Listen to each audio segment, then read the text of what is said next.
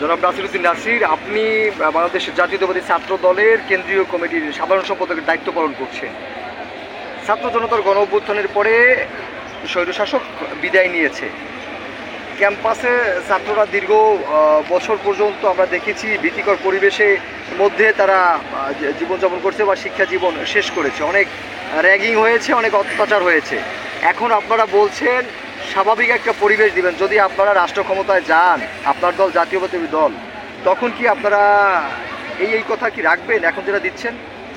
না, রাষ্ট্র ক্ষমতায় আসলে আমাদের দল, যদি এই দেশের মানুষ বিএনপিকে ভোট দেয় তাহলে বাংলাদেশ জাতীয়তাবাদী দল বিএনপি যদি রাষ্ট্র ক্ষমতায় যায়, সেক্ষেত্রে বিএনপি আর ছাত্রদল এটি একটি আলাদা সত্তা। আমরা বিএনপির সহযোগী সংগঠন।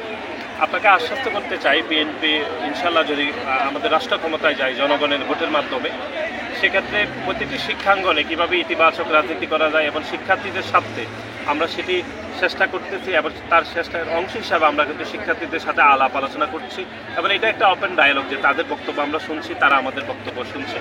আমরা আপনাকে এই বলে আশ্বস্ত করতে চাই, গত এক যুগের বেশি সময় ধরে প্রত্যেকটি হল এবং ক্যাম্পাসে যে দখলদারিত্ব, পিটিয়ে মানুষ মেরে ফেলা, যেভাবে বুয়েটে আবরারকে পিটিয়ে মেরে ফেলা হয়েছে, ঢাকা বিশ্ববিদ্যালয়ে প্রমাণ হলে আবু বকরকে যেভাবে হত্যা করা হয়েছে এবং বিশ্বজিৎকে শিবির সন্দেহে যেভাবে হত্যা করা হয়েছে, এরকম কোনো ঘটনা বাংলাদেশ জাতীয়তাবাদী ছাত্র দলের পক্ষ থেকে হবে না বলে আমি আপনাকে আশ্বস্ত করতে চাই।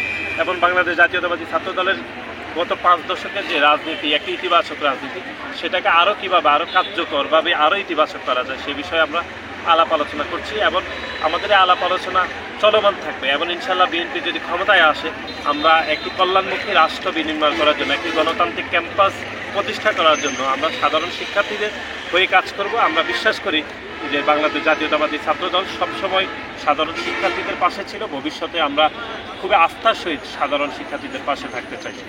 অন্যান্য ছাত্র সংগঠনও রয়েছে, ছাত্রলীগ সহ। যদি ক্যাম্পাস ভিত্তিক রাজনীতি যদি শুরু হয়, যেটা আপনারা চাচ্ছেন, যদি ছাত্রলীগ যদি রাজনীতি করার মতো পরিবেশ তারা যদি চায়, বিরোধী যে মত, সেই মতটা কি আপনারা দমন করবেন না গ্রহণ করবেন? দেখুন, 5ই আগস্ট ছাত্র জনতার যে গণ অভ্যুত্থান হয়েছে, তার আগে জুলাই এবং আগস্টে এই খুনি হাসিনার এবং তার দোসররা যেভাবে নির্বিচারে এই দেশের মানুষকে হত্যা করেছে, তার পরবর্তী সময়ে ছাত্রলীগের রাজনীতি শিক্ষার্থীরা প্রত্যাখ্যান করবে নাকি নেবে, সেটি সাধারণ শিক্ষার্থীদের বিষয়। কিন্তু এতগুলো গণহত্যা, এতগুলো মানুষকে গুলি করে মেরে ফেলার পরে একটি ছাত্র সংগঠনের নৈতিক কোনো অধিকার নেই ক্যাম্পাসগুলোতে রাজনীতি করার। এটি সাধারণ শিক্ষার্থীদের বিষয়।